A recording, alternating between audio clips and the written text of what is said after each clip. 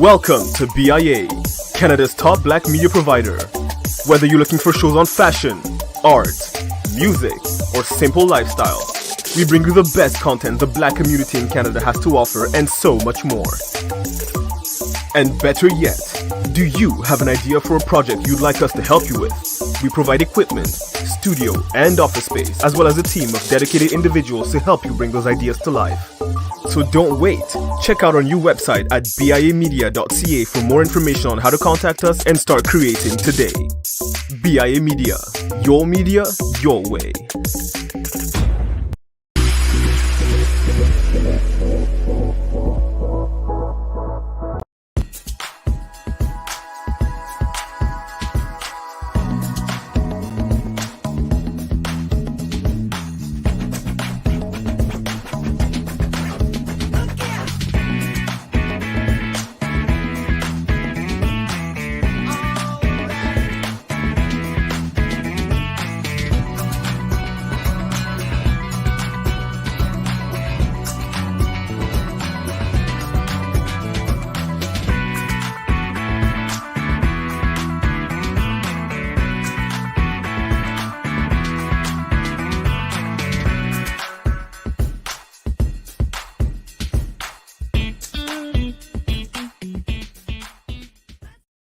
What is up, everybody? It's Dr. Vibe here, host and producer of the award-winning Dr. Vibe show, the home of Epic Conversations. And I'm the host of Epic Conversations, 2020 Best Podcast News Award winner, 2018 Innovation Award winner given out by the Canadian Ethnic Media Association. Also, I host the only online conversation in the world for fathers and dads that is co-sponsored by Dove Men Care, also co-sponsored by Dad Central, Canada's national fatherhood organization. And as part of that team last year, reached out to over 100,000 men and fathers and dads all around the world. Like to always say, you're blessed, highly favored, a magnet for miracles, and a solution for someone's problem. We're broadcasting live April 4th. Hopefully summer will get here in Toronto. It's slowly but surely getting here. It's taking its time, so we don't push Mother Nature. You're watching or listening to Black Canada Talking, a live online event that provides Black Canadians the opportunity to give their takes and POVs on stories that are of importance to them. And also we feature Black Canadians that are doing their thing. And today we have another one of our great roundtables, so we're really excited to have the people we have today. So first up, haven't seen her for a minute, and this afternoon she emailed us and said, well, I don't know if my internet's going to work and I don't want to use up all my data, but she's here. Elle Jones is in the house. Welcome, Elle Jones. Hey, what's up? How are you? Yeah, I got my net fixed. Outstanding. How are you doing? I'm good. Yeah, we're just ending the semester, but I teach in the summer, so good. Taking advantage of like 2 weeks. Good for you. And everything else, students are okay, your health's okay, etc. Yeah, I'm training for a race, so I have a race at the end of May, the Cabot Trail Relays. So it's like a 24-hour race around Cape Breton. So. How long? I'm not running 24 hours. It's a okay. team. It's a team of like, there's 18 legs, and you know, everybody's running like between 15 and 20K. So, excellent. And want to say congratulations on your opinion piece in the Globe and Mail about real change for African Nova Scotians. Oh yeah, that's old though. Yeah, I'll take it. I just saw it. It's probably making the rounds again because of the budget, but yeah. Yes, exactly. But great to have you back, and as always, appreciate it. Next up, we have co-founder and publisher of BuyBlacks.com, Black Canada's #1 online publication, Mr. Roger Dundas. Hey. What's going on? How we doing? Good afternoon, Dr. Vibe. How you doing? Good. Are we happy to see Elle in the house? We are very happy. Very happy. You know, the first time I saw her was on a stage, right? What? Dwayne Morgan, When Sisters Speak. Like, it would have been like 16 years ago. It was so long ago, I can't remember. In 2010, probably. Yeah. So, Wow. She decimated the stage, man. I did. The stage was I don't know what was left when she was done. I mean, it was over. So, Roger, for people who don't know you but should know you and BuyBlacks, just a little intro of yourself. Yeah, well, I'm the one of the co-founders of BuyBlacks.com, an online magazine that tells Black Canadian stories, ranked currently #1 in Canada for Black online magazines. Well, I don't want anybody to come and show me and say, oh, no, Black Theo is a no. Black online magazines only. I'm also the managing director and one of the partners of a Black-owned marketing agency, so we're proud of that. We've seen revenues and staff numbers increasing, over the last couple of months. So that's very telling and very promising. In other words, once they open the doors and say, okay, we're just going to level the playing field, then they realize that, Black people can do the work too. Absolutely. Yeah. Absolutely. And Cesar Nadima Musa, how we doing, Cesar? I'm good, Brother Vibe. Hello, Sister L. Hi, Brother Roger. How Hello, you? sir. I'm good, thank you. Good stuff. And Cesar, I got to hail you up for a second. I provide content for a publication called The Good Men Project. In fact, I'm going to hit up all of you. Their executive editor says that this Black Canada Talking Roundtable is incredible stuff. So kudos to all of you. Yeah, she's based in Portland. She says she loves it. She loves when I share the content from the roundtables for their publication. Thanks so much. Yeah, so just want to hail you all up. So I just say, hey, they're the stars. I'm just the background guy. So they drive the ship. I just steer it. So speaking about ships and slaps, 2 weeks ago, 2 weeks ago. That's an awkward segue. No, I don't know. I don't know. Well, let's put it this way. Will's ship is going out to sea while Chris's is coming into dock. Let me put it that way. Oh my God. There we go. So 2 weeks ago around this time was just before the Oscars started. And, well, who hasn't heard about the slap around the world? And I know it's still old news, but it is not old news because it's still going on. But we'd love to get the panel's takes on the event, the post-event, everything that's gone on with it. Who would like to start first? No one wants to talk about it. So maybe Go ahead, Al. Woman, I guess. So first of all, I mean, I've never been a huge fan of the Smiths because they're like Scientology adjacent. So I think every Scientologist eventually has a public meltdown. Tom Cruise did it. Like, it's just part of the cult. So unfortunately, they were attached to it. I think that's part of the problem. But nonetheless, I have to say that white people are losing it, right? Like, whatever else we think of the slap, like the endless need for punishment of Black people that white people exhibit, like they can't just be like, that was messed up. We'll probably mess up his career. Keep it pushing, right? It's like now they want his Oscar script in 10 years to not come to the ceremony and they just can't let it go. And you're like, whatever else you think as Black people, we can still acknowledge this like hyper criminalization and punishment of Black men. Like, as many people have pointed out, like, you haven't stripped Polanski's Oscar, right? There's all kinds of rapists and all other people, but this Black man does this on stage to another Black man, and like white people have to lose it. So despite my own critique of the Smiths, I think we have to really recognize, again, like the complete zest for punishment that like white people always have for Black people and Black men. With that said, I want to be really critical of this like protect Black women discourse that got attached to it. Now, I understand where that's coming from. Certainly as Black women, we often feel that we're left out here alone, that we often don't get the support of community. We often don't get the support that like Black men get.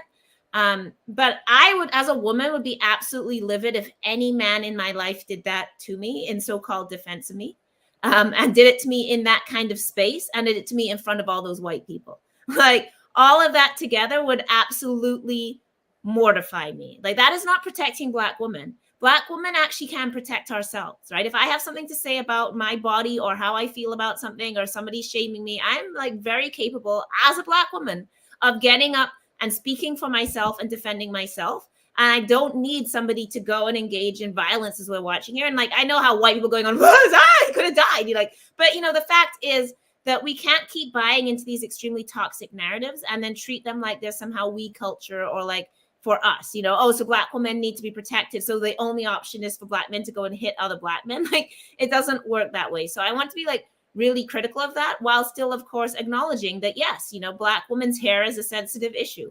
Like, stop talking about Black women's looks, stop talking about our bodies, stop talking about our hair, stop talking about what we do with our heads. Like, let Black women live our lives and have our body and live in our beauty and like leave it alone, right?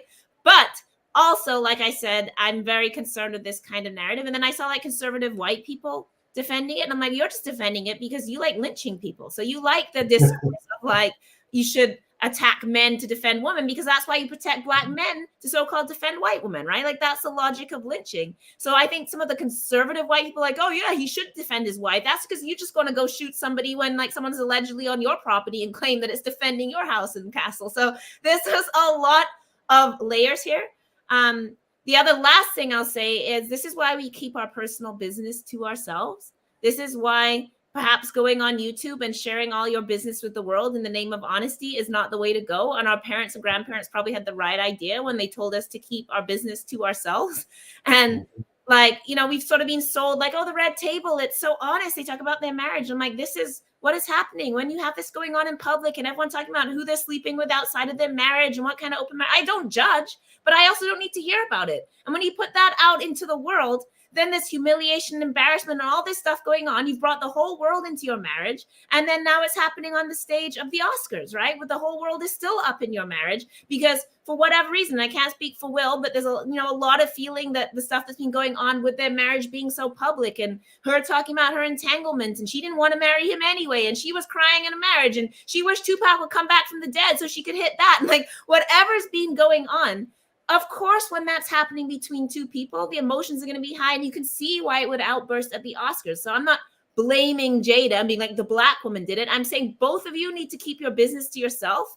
And like maybe these things wouldn't be playing out with such high emotions and this kind of stuff happening in the moment if people kept their business to their business. So Black people, there's a reason why our grandparents taught us some of this stuff. There's a reason why you didn't get out and drag the whole world in front of yourself as a Black person, because we are never allowed the kind of dignity or forgiveness or second chances or tolerance that white people get. So we can't be out here trying to act like white people sometimes. And like, oh, white people go and talk their business to the world and there's no consequences. Yes, because they're white people. But Black people cannot speak our business to the world like this and have the world up in our business and think it's not going to backfire. And it did, because Will couldn't take it no more. And went out there to, defend his wife, but he also needs to defend himself from her talking his business. And she needs to defend herself from him talking her business. And if they would both do that, maybe we wouldn't be in this position. So that's my summary. 1, white people need to calm down. It's not the worst thing that ever happened. 2, keep your business to yourself. 3, you don't protect Black women through violence. And 4, stop talking about Black women's bodies and hair and beauty anyway. That's my whole bit. Boom! All right. Wow. We're glad you're back. No, she can get her own back, right? Just yeah, exactly. Yes, exactly. She don't need you to have her back. Yeah, that's what I'm saying, right? So as a Black woman, if someone said something about my hair, I'd be on here the next day talking about them, but I don't need somebody else to do it. Let Black women speak for ourselves. Make the platforms where Black women can defend and speak and support ourselves. We don't need other people to do it. We need to be given the spaces where we can do it. And that's why you need to fund Black women, cite Black women, listen to Black women, all of that. But Black women don't get defended by other people doing it in our names. We get defended by doing it in our own names. Good stuff. The only time where it's suitable for a Black man to hit another man in defense of his woman is if he was attacking the woman, physically. Then you're going in and physically defending. But I wouldn't do that either. But the only one thing I'd want to say, just to lighten it, I remember there were years ago that Will Smith was on that Academy stage, and he was saying that, and I wish I could find that clip. He was saying that basically, you know what Academy Award winners have that they don't have that he has? Money. Because he wasn't getting any awards, but he was one of the highest paid actors all this time. So it's even funny to see him in that space, in that Oscar space like that. But anyway, totally.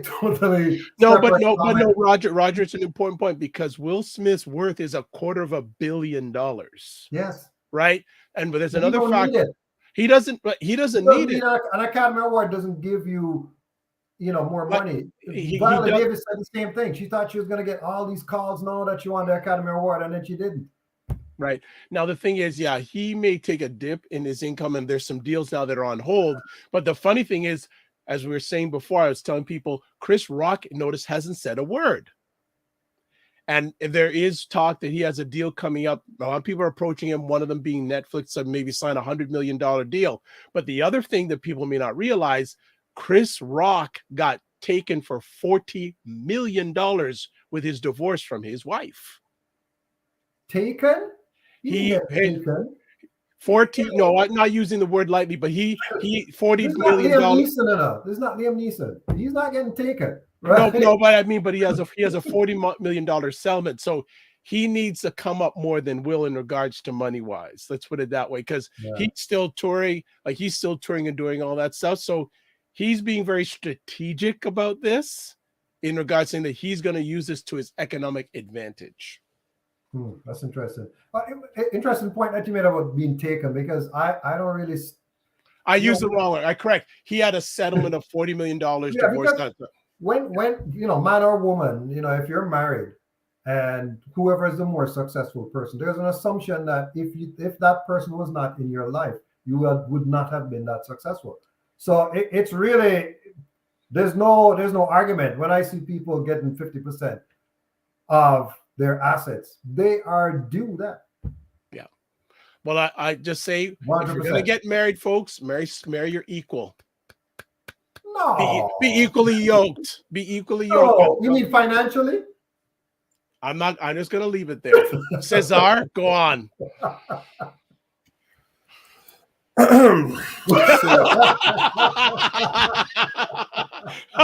Oh boy. No, first of all, I really applaud Sister L for, it was kind of like psychotherapy of the Black couple that she gave, with respect to the ancestors. For my part, it's almost a good thing that Facebook blocked me for a month, because I'm telling you, I have a lot to say. A lot needs to come out.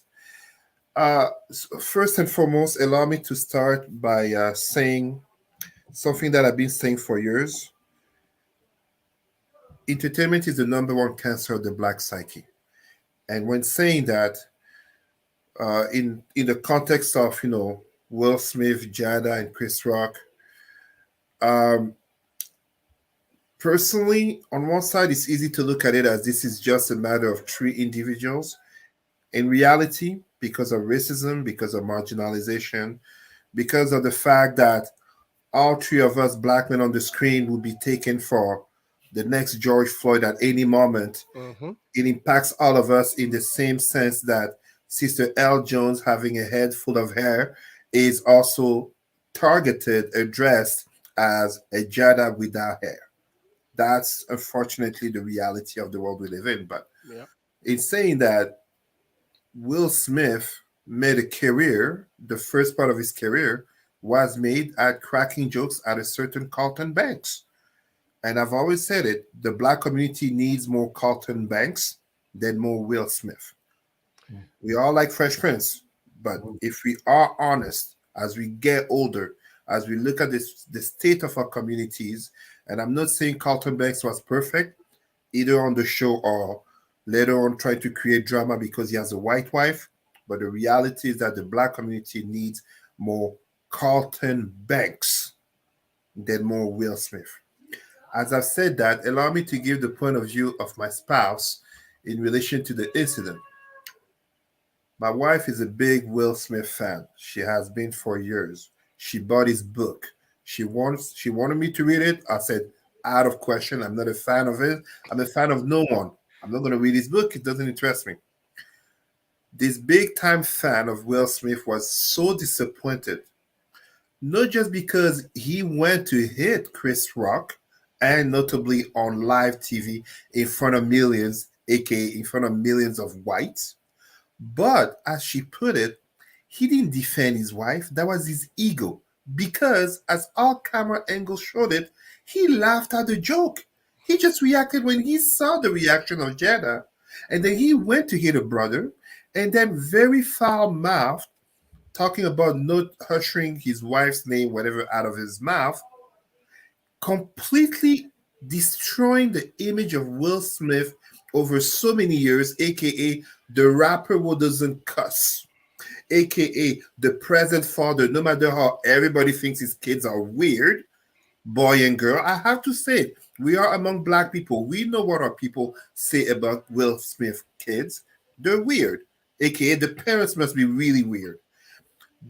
keeping his cool, keeping his marriage, despite everybody knowing Jada is secretly in love with Tupac, who is still dead. He's not coming back, but she's keeping his memory more alive than my first love, my first girlfriend, and everything. And for me, what I find really tragic, and I'm really not trying to fall into the way Kareem Abdul-Jabbar painted it, aka look at the shame of the black community, kind of like, oh, sorry, white people, we misbehave. We show the thuggish side, the violent side. Racists are racist. They look for any excuse, and you know what? They don't need an excuse to be racist. That's their problem. However, as a Pan-Africanist, as a black person, not even a black man, as a black person, black in body and mind, what I find so sad is that you have basically three people that I can say we grew up with. Jada, I remember Jada from a teenager being in France, translating not Boys in the Hood, Menace to Society, in which she was in, translating that because it was only in English to everyone. That's how many of us got introduced to Jada, just as others getting introduced to Fresh Prince. Chris Rock, CB4, one of my favorite, funniest black movies. So we grew up with these people, in the African context, but truly black context, they're like family members. They literally can come sit at the dinner table, or we have a relative who makes us think of one or the other. I find it very sad to see such display by three black people who are not only celebrities, but also rich and famous. And considering how our community, especially our children, as much as we would like to say actors and athletes are not supposed to be role models, we cannot deny that our children and our youth look up to them in terms of their behavior. We don't often hear black kids saying, I want to be the next astronaut, or I want to be the next Elon Musk. You ask them, and I do this in the schools, I do this in conferences. They're always talking about the LeBron James or Kobe or the Will Smith and whoever else, Denzel. So I found this, to me, all three of them failed. Chris Rock failed less. He's a comedian. He made a joke. That's his job. If he hurts you, talk to him backstage. Jada, I don't know. I don't like to put the part of like, I know I'm back on Facebook at the end of the week, so I'm letting you know.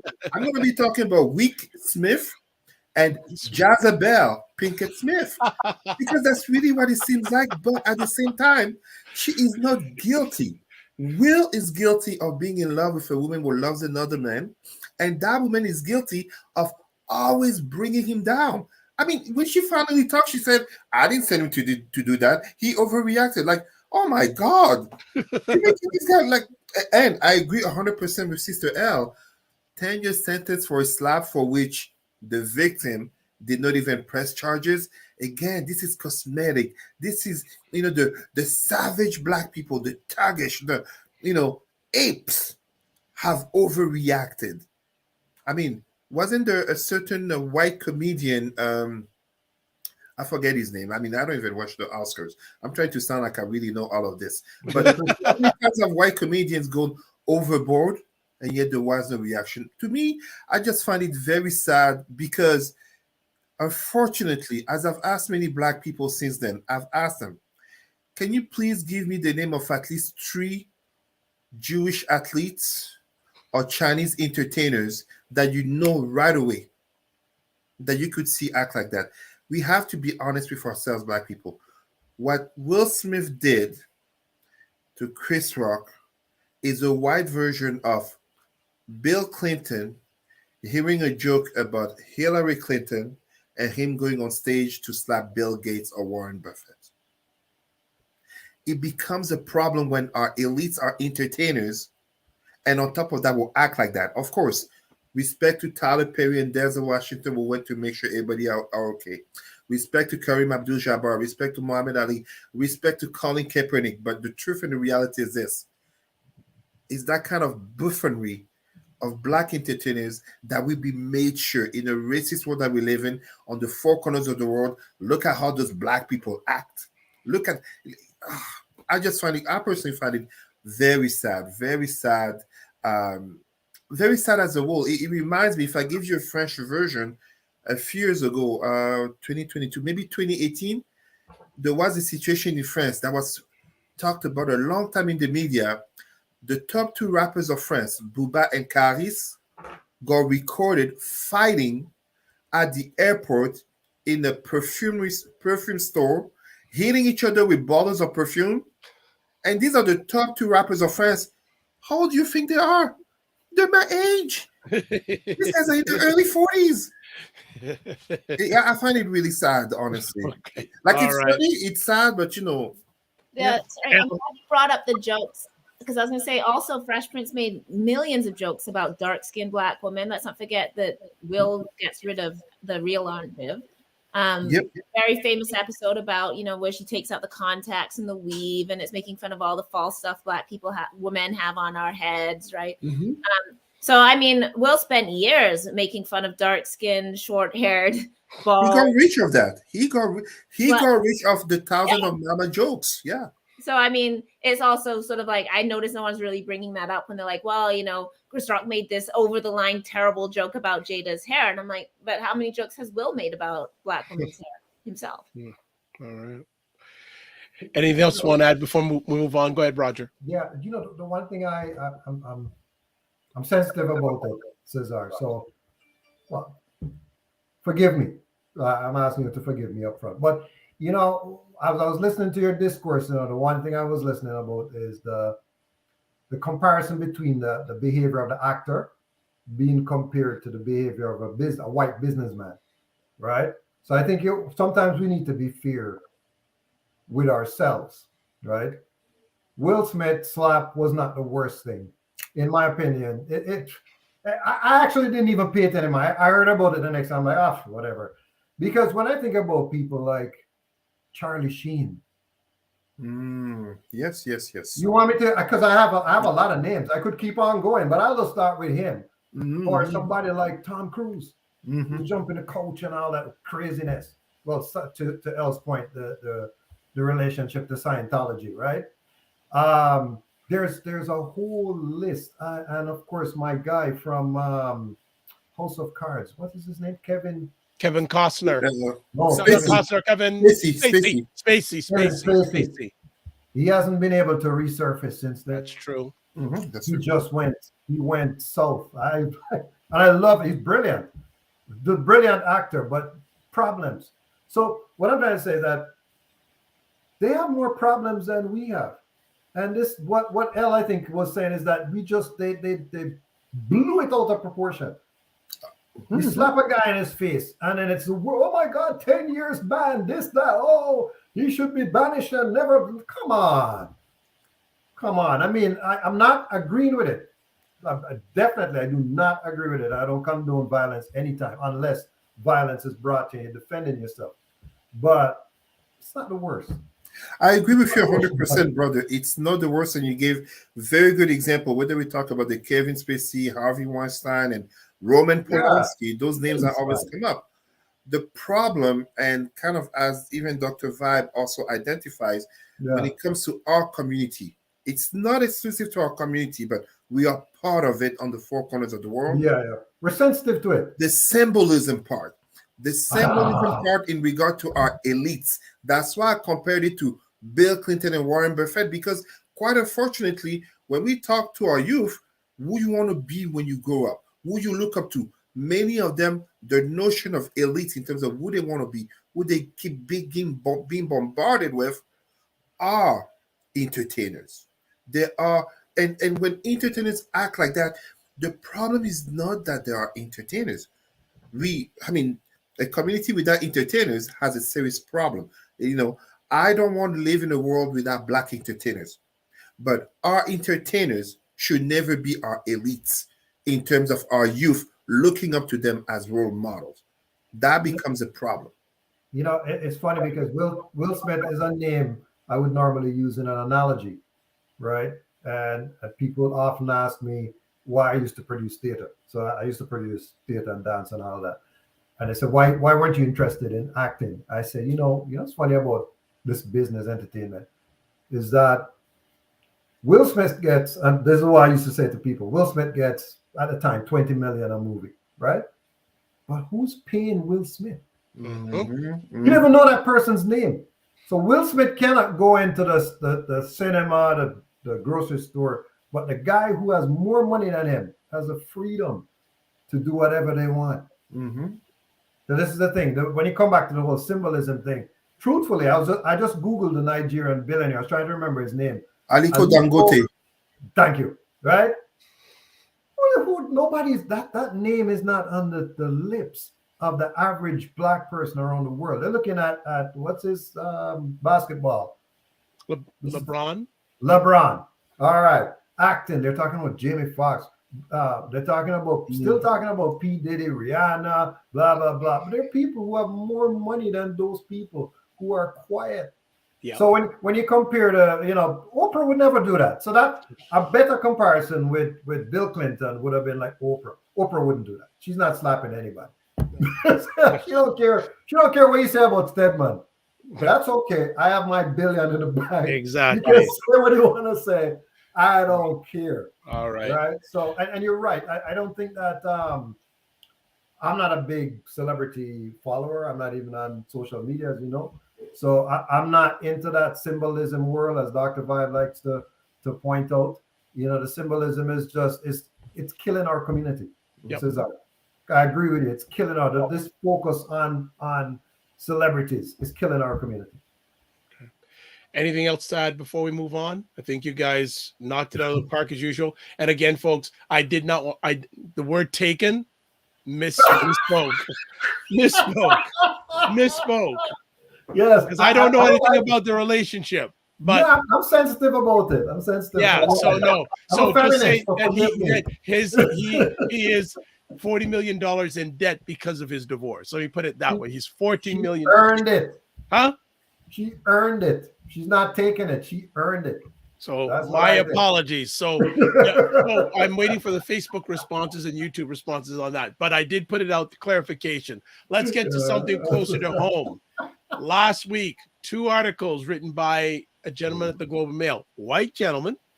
The name of the articles were Canada's 6 banks almost came together to help Black entrepreneurs, but then they went their separate ways. And then the other article, fewer than 1% of the applications to Ottawa's Black Entrepreneurship Loan Fund approved in the first year. Cesar, thank you for bringing that to my attention, that article. Who wants to talk about both those interesting facts? Or articles, or the topics behind those articles? Who wants to start? I will skip it because I will bring it into talking about the budget. Yes. Oh, Yeah. well, I was hoping you'd go first. So I was hoping, Cesar, that you would go first to decimate it. I'd have to talk about the federal budget. Well, go ahead. Let's roll them into one then. Okay. Yeah. For me, it's it's how the intersectionality of politics, economics, and identity. If we don't have strong communities, we basically get taken for granted, to be given crumbs, and kind of be slapped. I mean, we have to be honest here. Great interest that comes in terms of banks coming to help to uplift the Black community, etc., etc. But the community comes up looking disorganized, not united, not strong. Are we even buying Black? We always talk about how the Black dollar is the dollar that leaves its community the fastest compared to other communities. And yes, I very purposefully always use Jewish and Chinese examples because we don't need to go far to see the difference of treatment in terms of power relations that come into this country in regards to different communities. This that happened in terms of these big banks, and also in terms of how many organizations that less than 1%. It's very symbolic of a reality in which we live in, where, as I say about Black people here in Canada, in the United States, Brazil, Caribbean, Africa, and the world, we are not poor. We just mismanage our wealth because we don't tend to come together to unify and to be strong. Others notice it, and as such, they get to treat us with disrespect. You look at even the federal budget, and this is how I was going to tie it in. Should we applaud because of what? 85 million for initiatives that talk about inclusivity, 50 million in terms of anti-racism.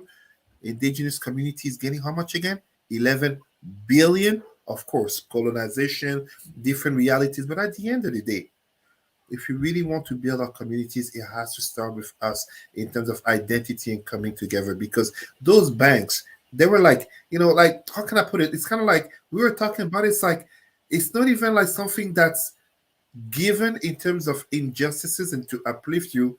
Those were loans, those were grants, those were to be reimbursed with an interest rate. So personally, I'm not surprised. I almost want to think it's a good thing that it failed, because it's going to force us to activate ourselves to uplift our own. If other people are the ones who uplift us, and yes, this is what has happened to other communities, such as the Jewish community, they didn't just uplift themselves. They got helped by governments in Europe, governments here, Canada, the USA. But we have to do work in terms of our own communities to uplift our own. All right. Yeah, I think, and part of, just to expand on that, part of the problem that we have, and every community has it, but it obviously matters more when you're a small and relatively powerless community, is our problem has always been that white people always appoint our so-called leadership. And there's a disconnect between the mass of the community and then who's appointed as our leadership and what their agenda is. And I've said this before, right? And that's not to denigrate any particular group, but the reality is we have a very, we're a small community to start with. And then the way power works in this country, is I'm sure in every country, but I've seen it up close in this country, is people aren't being consulted necessarily because of their merit or what they know. It's all who knows this person. It's a very in-group cliquish thing that's happening at very high levels of power. So who's being selected to consult on things is because they happen to be the friend of this person who's friends of the minister. So we're not even necessarily getting a broad range of voices. How you get to the table or how you're allowed to present is often just if someone likes you or doesn't like you, and has nothing to do with your ability to actually comprehend and speak about policy or knowledge of things, what work you've done. And then we end up with a very small incestuous group of people that repeatedly become the people that are consulted with and have their own agenda often, which is often about lining their own pockets and that of their friends or whatever. And sometimes it's also they have other things too. Sometimes, yes, they also do want initiatives of the Black community.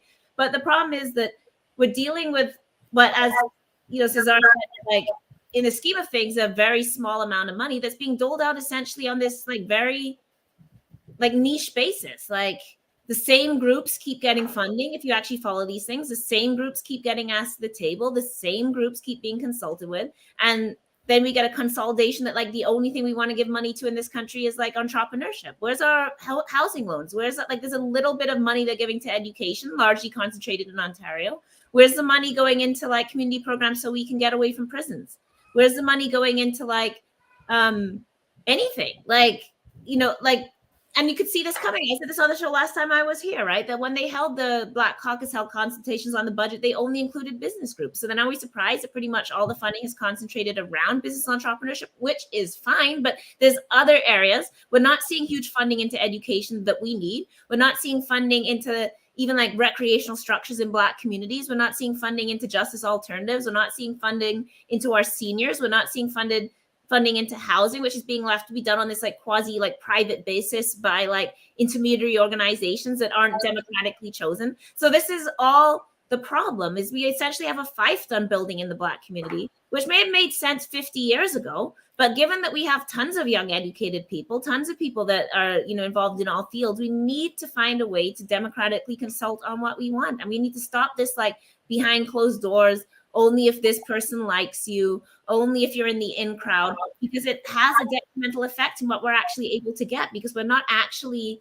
mobilizing this huge base of Black people together. We're mobilizing a small sliver of people, and we're always going to see, and it happens in every community. It's not unique to us, but it's just that we're a smaller community. And because white people refuse to educate themselves about Black people and treat the way that they just cannot understand that Black people have different viewpoints, They cannot understand that Black people cross the political spectrum. They cannot understand that we're not a monolith. Like, white people just do not understand these things. So they think that you can talk to like one Black person and then that's every Black person. And it's like, no, you actually have to talk to lots of Black people because we're different. We're all across the spectrum. Like, I'm really far left. There's like really conservative people, right? I'm not going to advocate the same things that person is. And I shouldn't be at the table for them and they shouldn't be at the table for me. Like, so yeah, I mean, the budget is like, we mostly saw maintenance of the things that have already been chosen. And then as Cesar said, like very, very small and negligible investments into most other things that don't really touch the roots of inequality. And then these very confusing financial programs, right? Like where you're getting loans from like multiple sources and God knows how you're going to pay things back. And like, what happens if you default, if you have a loan with like 3 different organizations?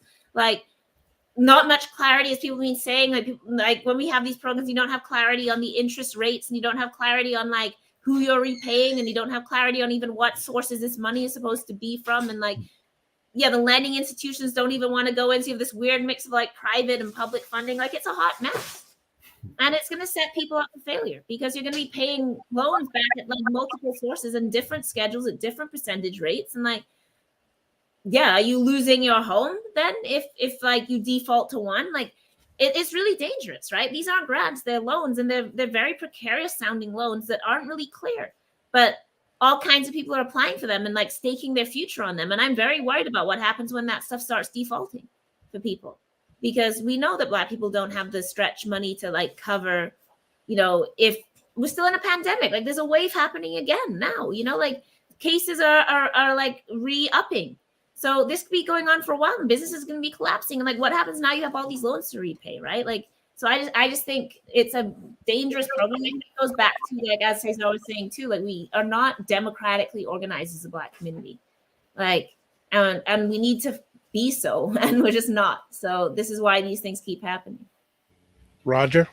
Yeah, you know, there's a lot of things going on. I did take a look at the highlights of the budget. You know, home buying help, affordable housing, dental care, defense and security, environment, indigenous reconciliation, and of course the diversity and inclusion, which I thought was paltry. You know, 50 million, but hey, you know, that's what they're doing. My challenge and with the current administration is that I believe, you know, there's good in every party, right? No party is totally evil. Well, let me just say that, right? There's good in every party. In the Liberal Party, I believe that they're on a spending spree, and I don't know that if the Conservatives or the NDP was here during the pandemic, if they would have done it any differently. You know, to stop the economy from collapsing entirely, I think the government had to give people money. Right, so I'm just going to set that up front. But even prior to the pandemic, we were running a deficit. And I'm an accountant first, right? That's my training. And I believe that you should really balance out that budget and not put the money on our future children to pay it back. That's my belief. So who is here now? Pay for it, right? And we a little bit more conservative with the spending. But I do believe that the Liberals have the right idea about the people that they're trying to help, right? Maybe they're not putting the right amount of money and effort, although I do believe, Cesar, that the commitment to the indigenous peoples of Canada is a start. It's a start to try and correct an atrocity that has happened to them. And I'm not just talking about residential schools. I'm talking about the whole thing. Residential schools was just the Band-Aid coming off and exposing this bad sore that was underneath. There's much more to it. So that's the first thing. So the budget and the spending, I don't know how we're going to pay for it. Just from a straight economics, Black or white. We don't know how we're going to pay for it, but we're going down this road, free dental care. The other thing that I noticed too, just quickly, there are a lot of things that are slated to be implemented in 2025. Who to tell if the Liberals are going to still be in power in 2025? So you got to change our government, and they may just say, you know, we're going to kibosh this because this doesn't make sense, and we don't know how we're going to pay for it. So we have to watch out for that too. You know, I was looking, even the article that we ran by Blacks about the daycare. The daycare is going to get implemented in 2025, fully implemented. So let's take a pause there. Even the affordable housing policies and everything that they're trying to implement, 2025, they're going to start it now, right? To maintain, in my opinion, the black vote. Well, it's politics, economics, and identity because Mhm. the Liberal NDP agreement, Yes. not a coalition, but agreement, is basically for 3 years to 2025, aka pretty much mandatory elections. And you come to 2025, who are who are the communities or identities most marginalized in these countries? Indigenous and blacks. And you have other minorities, such as now, suddenly hundreds of millions that are going for a new wave of refugees, aka From Ukraine. Yep. white refugees, Yep. Ukrainians, aka White Lives Matter. You see, Mhm. what are they going to vote for? They're not going to be voting for conservative. The No. people who are helping them, they're not going to vote for conservative. It's basically going to be, I mean, don't get me wrong, I am not here blaming the liberals. It's No. politics. Yes. It's politics or politics, whichever way you want to look at it. It's savvy. The question is for us because, as Sister El was saying it, if you are a black business, we know how the black family money gets tied so tightly with the hope of a successful business.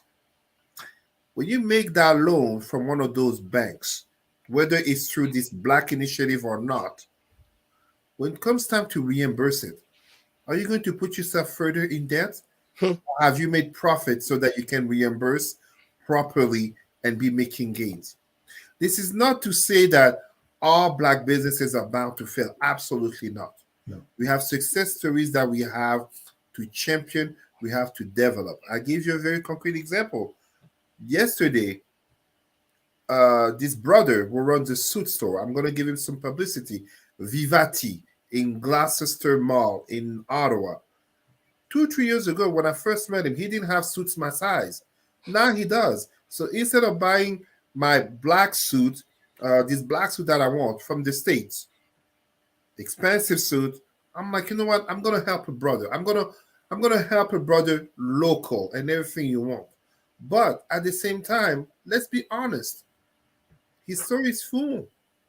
How many black people does he really have who come to shop from him? I usually buy my suits from Europe or from the US. For the first time, I'm actually going to buy a suit from a black man right here in Ottawa because I want to show some support.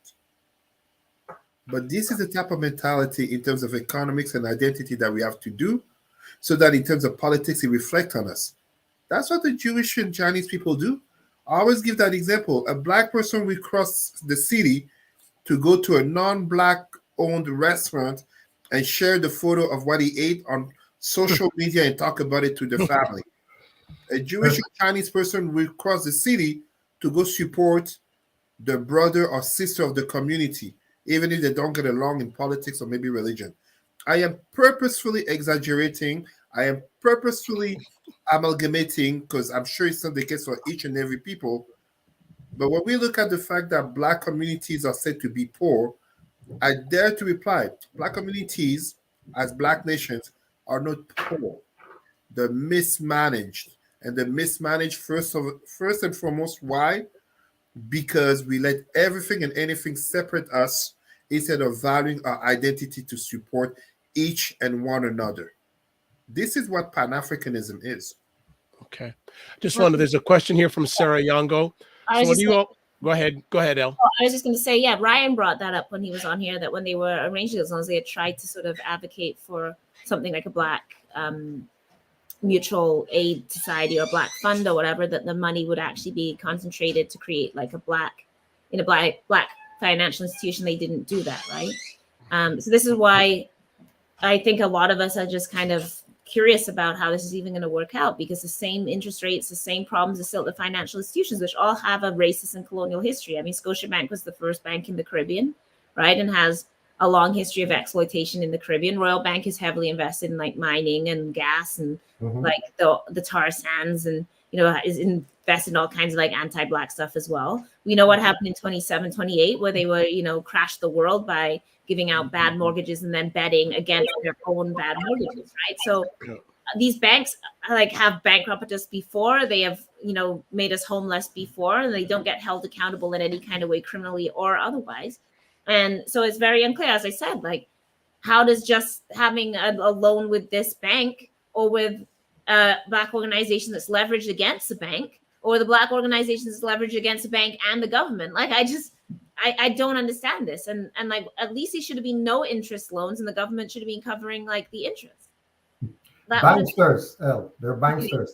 Yeah. So but I don't really understand finances like this. I'm sure you understand more than I do, but just when you read the thing, it sounds complicated all the time. There's so many middlemen. As I said, there's no way to hold the bank accountable. And we know the bank will ruthlessly bankrupt a ton of Black businesses, take your home while you're at it, and then leave you out on the street. So what protection is there? And like, there's no protection. There's no Black protection. bank. We need something. If we're having all these programs, they should be administered from some kind of Black financial institution with like vetted actual accountants and people that know how to deal with the money, which we have in our community. Go ahead, Roger. I know you're going to say something. You know what? I don't think the problem is the system. The system is the banking system, right? And how they do it. But then the second problem is, okay, so you get the loan, right? You have to, and Chris is asking a good question. Can a business become more successful without a bank loan? Yes. The truth is that one of the fastest ways to grow your business is other people's money, OPM, right? So what you have to do is get more fiscally astute, right, and responsible with the money. Because as Ed said on Friday, the banks are in the business of selling money.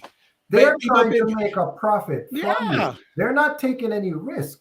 So you can't really go to them and say, oh, well, I'm not so, qualified, but I want some money. Roger, Roger, I was hosting a conversation with Ryan on Friday morning, and I don't know if it was Ryan or myself or someone on the call said for a loan because they needed to pay their rent. No, that doesn't work. You know what I've been here's my personal philosophy. My personal philosophy right now, where I am in my life right now. So there's 4 things I invest in, right? Food business, clothing business, right? Shelter business, homes, and gas/electric. Those are the 4 things that people want. Have to have. Food, clothing, shelter, and a means of transportation. So all this entertainment and stuff, it's nice and fluffy, and art program. It's nice to see an art installation on the street done by a Black person, but how many people is it really serving? So that's what I'm saying. So I think part of the problem, guys, is that we're not really investing in businesses that can bring you money into perpetuity, right? Long-term, sustainable. Right. So I wrote down a few. So I'll tell you a few that I think, right? Education, business, because it's a business. Yeah. Imparting knowledge into minds. Why don't we have some HBCUs here in Canada? We don't. We don't have any. Not one. Can you name one? Anyone? Anybody? Any HBCU in Canada? No. So there's a problem right there. We should have universities that are geared towards educating Black minds. Spelman, Morehouse in the States. There's a ton of them down there, right? Yeah, but be careful. A lot of them are funded by white money. That's fine, but they still educate Black minds. And the Black minds move ahead and are very successful in their careers, right? Then you have defense. I mean, we could argue all the while that, war is bad and all of that, but it's a multi-trillion-dollar business. Why are we not in the defense business? Why are Black businesses in Canada? I'm talking about Canada. I'm not even talking about outside of Canada, because obviously there's Black defense business in Africa. There's Black defense businesses in the Caribbean, but I don't know of any that's servicing the Canadian defense industry here in Canada. I don't know of it. And to be honest with you, they would keep it low key.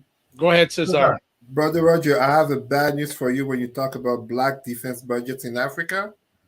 Would you think train and give them money? America, Okay, we're gonna come back to that. England, Russia, China. We're gonna come back to that. African Union is 72% funded by the European Union. Yes. Wow. The special units of African nations are trained by either the American army, the French army. Now you have the Russians and the Chinese. Yeah. Like, if you really like, I mean, yeah. So Like Brother Vibe said, point. He just furthered the point, right? So there's also infrastructure, roads, highways, buildings, airports. How many black-owned businesses are building airports? Food business. How many businesses run farming, massive farming that are black-owned? We have some in Alberta, I believe. We have a few smaller ones in Ontario that I know of, but not on the scale of a Conagra or that massive that can feed an entire country, right? The other business. What? Three more before I finish. Manufacturing, so making stuff, stereo equipment, TVs, blah blah blah, right? Auto, making cars, black-owned. I'm talking black-owned businesses. All these businesses I'm mentioning, and then the final one, of course, is my favorite, CPG, consumer packaged goods. So the cheese tricks and the this and the that, all these different products that you eat every day. There's not a lot of black businesses that are focused on that. Instead, to Cesar's point, we follow, and to Dr. Vi's point, we follow the symbolism thing of wanting to be in front of the camera. So we want to be a rapper, a this, a singer, a dancer, an actor. That stuff is not making money to perpetuate it. It's a one-person thing. It's not a community thing.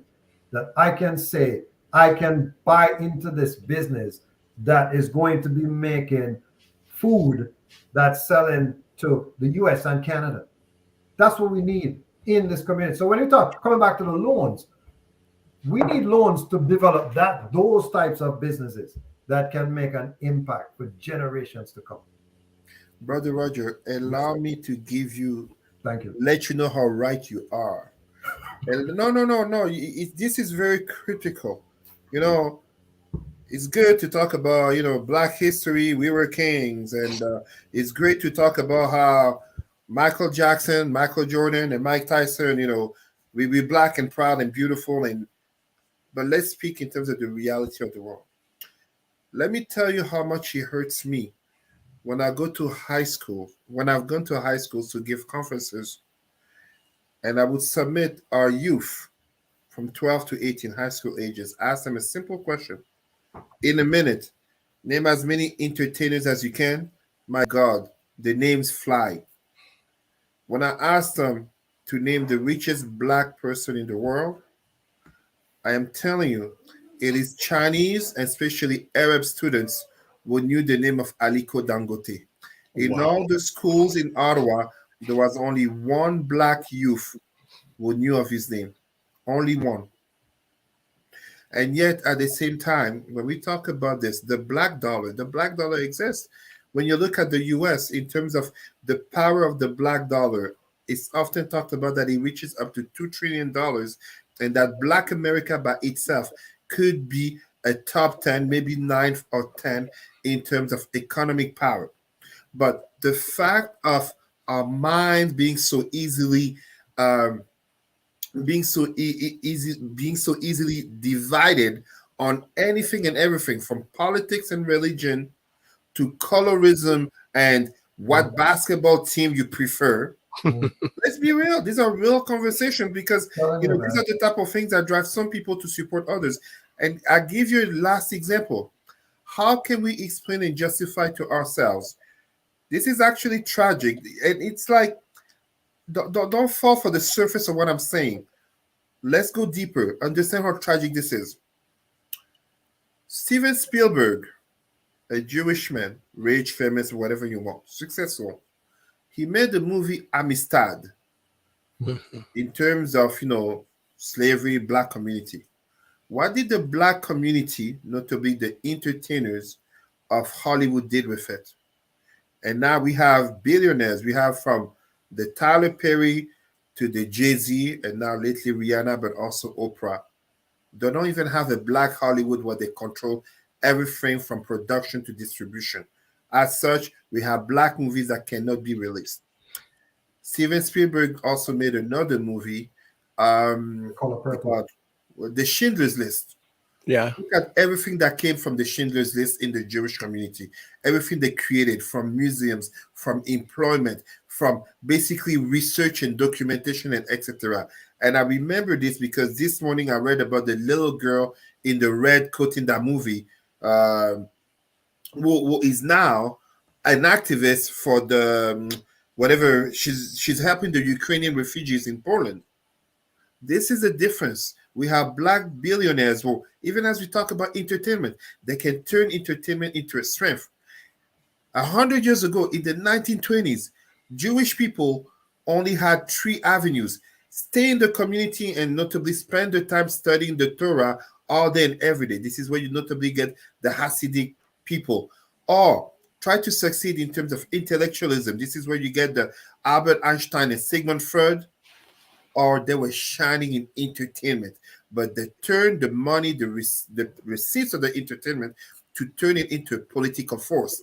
That's why in the 1920s, you go to the 50s and 60s, in the fight against communism in the United States, Jewish artists were greatly targeted because they were considered to be too liberal and to be enemies of the state. Their entertainment, they turned it into something of strength, a weapon. Why can't we do that? What's stopping us? And I'm not here just talking about, Jim Brown, Muhammad Ali, Karim Abdul-Jabbar holding a press conference to say we're black and we're strong. I'm talking about today. And we can just look at Colin Kaepernick or LeBron James making a tweet in between 2 games. I'm talking about something concrete, something solid. This is a problem. And I don't like to make it sound always negative, but no, it's not negative, brother. It's not negative. It's a call to arms. It's a call to say to everyone. I do have to get going, y'all. I have. Yeah. All right. Sister L, thank you so much. Thank you so much. Thank you, Al. Take care. No problem. Take care. Everybody, take care. Right. Take care. We're gonna continue the conversation a little bit more here because Sarah Youngo has a question. So, what do you all think about those folks the major banks have appointed to deal with black customers? How can the black community hold banks accountable for their anti-black racism, boycotts, public shaming in the media? What are your thoughts? No, you know what? I have a personal experience with that. I'm not sure if I shared it before that. So we bank with TD Bank. I want to call them out now. And what had happened is that they had offered us a product. Actually, that's not what happened. What happened is that we wanted to increase the limit on our credit card to, and I call a number 15,000 because we wanted to accommodate purchasing like media and all that using the credit card. So the person at the bank says, "Oh, well, you know that you're qualified for either a line of credit for, I believe, 17, I think, or a loan of 18,000." So I said, "Well, hold on a second.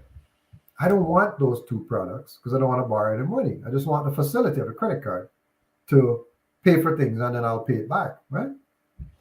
They're like, "Well, you can't get that. You can't get the $10,000 increase." That's what I wanted. I wanted a $10,000 increase. 17,000 they were offering me, willing to offer me the loan. So I said, well, okay, let me get some information. So what's the payment, the loan? They said, well, the loan would be, 6.something%. I said, I don't want that. I said, what's the interest rate on the line of credit? They say, prime plus whatever. I can't remember the exact number. Plus there's a fee to keep it. So I said, no, I don't want that. So it got escalated to the manager. The manager brought in a regional manager. Wow. The regional manager for small business. At this point, I'm still talking with non-black people, right? The regional manager for small business, it was clear that he had an attitude and he was not even hearing me. He was like, you know what? It's not going to happen. It's just not going to happen. So I reached out to somebody in the bank who's black, very, very high up in the bank. And I said, I have this problem. And he said, oh, well, we started this Black Experience group. I said, what? He said, yeah. So I'm going to connect you with somebody. The long and short of it is that he connected me with this person from the Black Experience group. And within 3 weeks, I had what I wanted. Because I'm saying it didn't make sense. You know, let's look at it again. They want to offer me 7,000-8,000 above credit facility that I want. Let's just break it down. Yeah. They're saying it's two separate teams. That's fine. That's an internal thing. I said, work it out internally and satisfy your customer. That's what the Black Experience Group did. So I gotta say kudos to TD Bank for recognizing a problem that they're having within their bank and putting in a solution to it to help Black customers. I don't know if similar programs exist in other banks, the other 5 banks across Canada, the major banks. But I know that solution, I'm telling you, it was a very good experience working with people who understood the culture and understood how to talk to us. I have to say that, Sarah. So Sarah, to that question, it does work.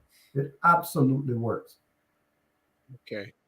Says that Tyler Perry is showing the way. He built his own studio, sound stages, controls distribution, hires Blacks as much as possible, along with Oprah and others. Has donated millions to HBCUs. HBCUs. It's like Prince too, right, Ed? So Prince, what I love about what Prince did, that you didn't know about it. That's right. Until he died. Prince and pudding. Right? So this is what I feel. You know, a lot of people, they're like, oh, I'm going to give 10 beds to this hospital and they have 20 cameras there. You know, I'm a publicist. Okay, I get it. You're trying to, you know, show that you're doing something. But there are people that are quietly doing things. Well, as one of my elders says, don't tell people what you do. Just do it and let them talk. Just do it.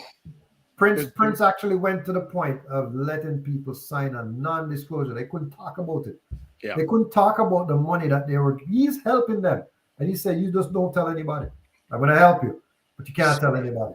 Smart. Very smart. Other question. Here's a question by Christopher, and we won't keep you much longer, John. Christopher has a question. Without a bank loan, how can a business generate funds, especially if it has its own startup capital? Roger, you're the accountant. Can you repeat that? How can a business without a bank loan, how can a business generate funds, especially if it has its own startup capital? How can a business generate funds, especially if it has its own? So the person has their own money. Is that a question? It's not 100% clear to me. Without how can a business generate funds, especially if it has its own startup capital? Well, if you have your own startup capital and you're not going to get a bank loan, you got to sell your products and services.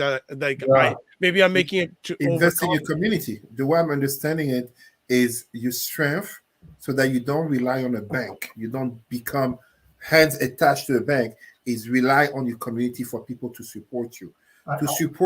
But don't just have a business in order to say I have a business. Those your business responds to needs that are here right now and ongoing, so that you basically can create an ongoing a cycle of customers. Sustainable, sustainability. Exactly. You need to be sustainable so that basically you can make a profit, but the profit can greatly exceed your expenses that you have to spend, so that you don't fall into debt and therefore you go running to go attach yourself to a bank loan. I turned to Roger this because Roger has, I think, the most expertise. You know what? I gotta say, I know this a very successful lawyer, Black lawyer, and he has 3 offices in the GTA, and he said, Roger, I borrowed the money to set up these offices. And he said if he didn't do that, he wouldn't have grown that fast, right? But the thing is, all right, so what he did, and I had a very long conversation with him because I consider him, because he's so successful, I consider him like a mentor, right? So he said that, okay, so when you're going to do this, you have to figure out what are you going to spend that money on? So for every dollar that you borrow, you're going to have to pay back 6-8%. That means that for every dollar that you borrow, you need to be making at least 12%. Understand? There you go. So your budgeting has to be dead on. So you need to know, okay, all right, in his case, he's a lawyer. So he's going to start a new firm in Ajax. He's going to hire 4 lawyers. He's going to pay each of them. I'm just going to use some easy numbers, 100,000 each. He has to pay back this loan for $1 million. 5 lawyers a year, 500,000. That means his revenue, and I'm assuming, rent and everything. Yeah. Let's assume everything's 1.5 million. He needs to make like 2 million. That's right. So he's gunning rather than getting down in the trenches. He's saying, okay, let me go find that 2 million. Yep. So that he can cover it, Yep. pay back the loan, Yep. and service the loan, and keep this Yep. business going. So a lot of people don't think like that. They just think, oh, well, I'm going to borrow the money to pay the rent. No, you can't do that. You got to make money. You got to borrow this money to grow the business. Exactly. Right? It's like when you get a grant. Even if you get a grant, you're supposed to be getting a grant to grow the business. You're getting that free money. You have to figure out, okay, when I spend this dollar I spend that's free is going to actually make me 5 in the future. Yes. It can't be just to spend it in this year and then next year I don't know where the money's going to come from. That's crazy thinking. Yeah. And this is what I mean when I talk about the mismanagement and the matter of identity. If I give a simple example, it's actually a tragic example in social work about how in the US right now you have thousands of young black men in jail. Why? Because they don't pay for child support. And yet, how is it that they get caught and they get easily to be sent in jail? Yes, we can talk about the racist system of justice and all that, but the problem is this. A lot of these guys who don't pay for child support, claiming they don't have money, what do they have on the shoes? Easy. They have the latest Nikes, the latest Jordans. It's the same as so many people. I drive a Cadillac. Okay, fancy luxury car, but I often tell people, all my cars, I bought them by myself in one payment because I could. Most people will drive luxury cars. They don't own the car. It's the bank that owns them, and they get in debt. So when last week I was in a conversation with my friends, and I told them, don't look at me to complain about the high price of gas. If you're going to complain about the high price of gas, don't drive a luxury car. That's right. But if you drive a car that you're leasing, and it's that type of mentality in terms of management. It's like, it's kind of like, you debt, you profit, you want a loan. Are you making sure that you want to take a loan, but you're going to be sure that you can reimburse it because you're going to make X amount of profits? You're going to properly, you have to manage it so tightly that you don't have a hole to sink your ship. Too many you of have to prioritize it. You have to prioritize it. You have to prioritize it. I find, so what's happening with coming back to the Global Mail article, when it highlighted the 1%. Okay, so 1% of people were successful. The problem is that they didn't qualify. And that was what they were talking about on Dr. Vibe show on Friday. Yeah. So a lot of people didn't qualify. But I think what had happened is that the way out everything was rolled out, it was kind of backwards. I think the ecosystem should have come first, is what Ryan was saying. The ecosystem should have come first to build up the businesses, to show them, hey, this is how you budget. You need to bring your, here's an accountant. Let's bring your finances, your financial statements up to date. Let's help you with your marketing. Let's help you with your infrastructure. Let's help you with your legal agreements. Let's build all of that first. Let's help you with your personal finances. Then Let's help to improve your credit score. Let's help to refinance some of your debts. So to improve your, all of that should have been done ahead of time. But instead, they came up with the loan first, and then the people applied, and then they didn't qualify. Remember, a lot of these people were already applying to banks, and banks were telling them no. Sometimes the banks were racist. I agree. Like in my case, I feel like it was just a discrimination thing. But in other cases, they really didn't qualify. Oh yeah, absolutely. We can't always be pointing the finger. So I don't know. I don't know. I haven't seen all the loan applications. I don't know. I don't know how much of them were true, disqualify or not. Right. But the fact of the matter is that I feel like there's a lot of businesses, and it's let's just call it what it is. It's a lack of education, not education of people, and education in certain systems. Understand? So they don't know what's impacting their credit score. You need to go and find out what's impacting your credit score and fix that before you start applying for the loan. Right? You need to have a proper business plan in place. There are people for that to help you with it. Even and again, I'm a chartered accountant. That's fine. I still hire people. I hire experts that can help me. You can't do it yourself. And that's the other thing. To a lot of people are like, well, I don't want to pay. I'm just going to build this little website on Wix. No, no, that's not the way. Hire experts. Figure it out. I know what people are going to say, but Roger, I don't have the money. But what are you doing with the money that you have? Yeah, well, I think just the little I'm going to add is that if you're trying to do it all on your own, stop now. No, I'm telling you, save your stress, save your money, save your relationships. Stop now. And anyone who's going to start, every dollar you make, you should be thinking, how am I going to reinvest this in my business? Yeah. And how? Yeah. I just gonna say that's it. My online mentor, he says that 10% of the money he makes goes back into marketing. Yeah. 10%. Yeah. You should be thinking with the money you make, who can I hire or what do I need to do to grow my business? Not, I'm going to go out and buy this, or I'm going to go out and buy this and go out for dinner. Save your money. Save your money. It's a symbolism thing. You know, we talk about it all the while. You know, this need to. I'm okay. We need to. We feel better about ourselves when we look good. Like Cesar, he's fresh to death, right now. No, I'm saying, but he didn't break the bank to do it. No, I can see that he didn't break the bank, but it looks good. And that's the thing. I think some people, they're like, oh, well, I have to wear Gucci and I have to wear Yves Saint Laurent and I have to have a Coach bag and a Michael Kors and you have to wear brands that don't like black people. Only black people do that. The last thing I said, there was this thing. It used to happen. I don't know if it's still happening. I hope to God it's not happening anymore because it was the most ridiculous thing I'd ever heard. It was called eclipsing. Have you ever heard that term before, Cesar? Eclipsing? Eclipsing. No, brother, haven't. Okay, it's where a group of black, and it was predominantly women that were doing it.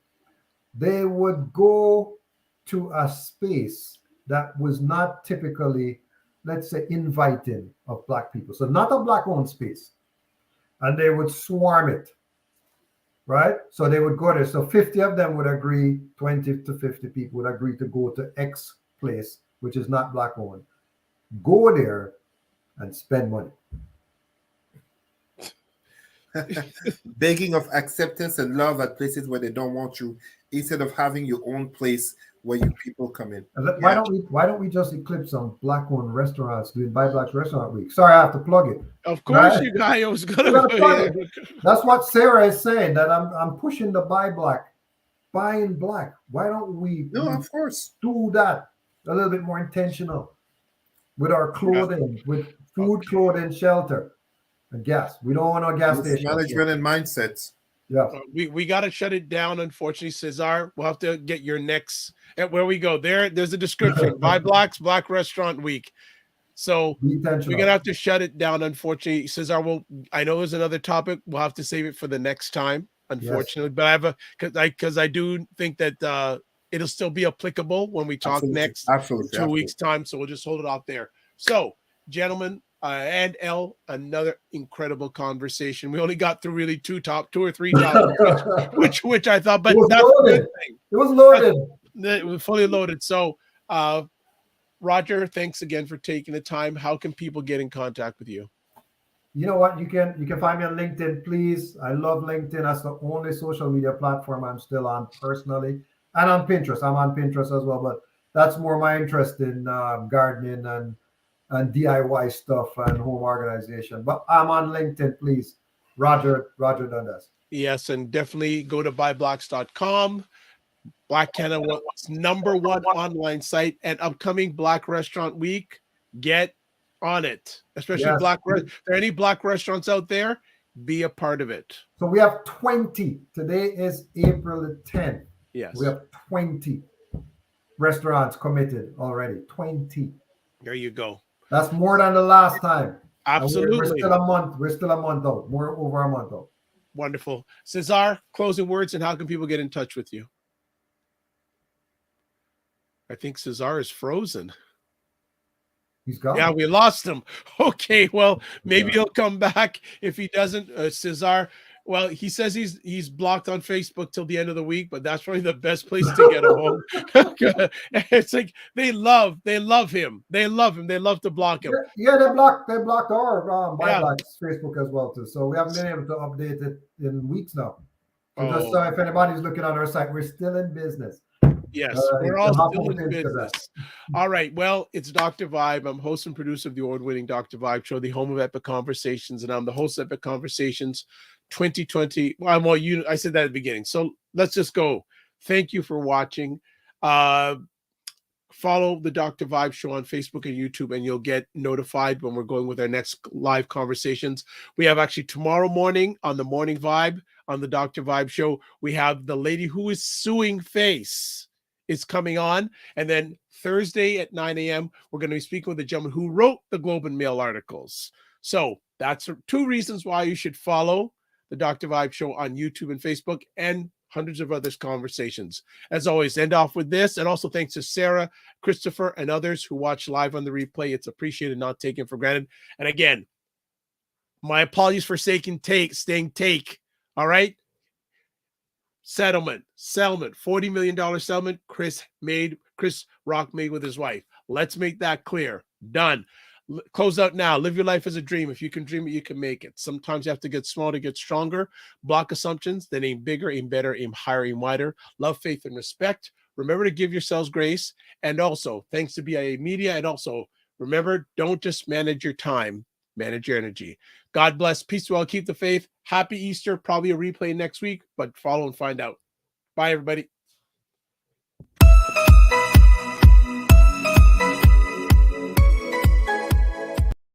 Ottawa's Black Business Alliance, a place where you can learn to be your own person and build the future you want for yourself. Our mission is to help young entrepreneurs achieve their business goals through the best coaching, managing, consulting, and a slew of other services. Together, we can become a pillar in the Afro-Canadian community. Don't hesitate to contact us through our website at www.oba.ca, and remember that building tomorrow starts today. OBA Consulting. Take hold of your future.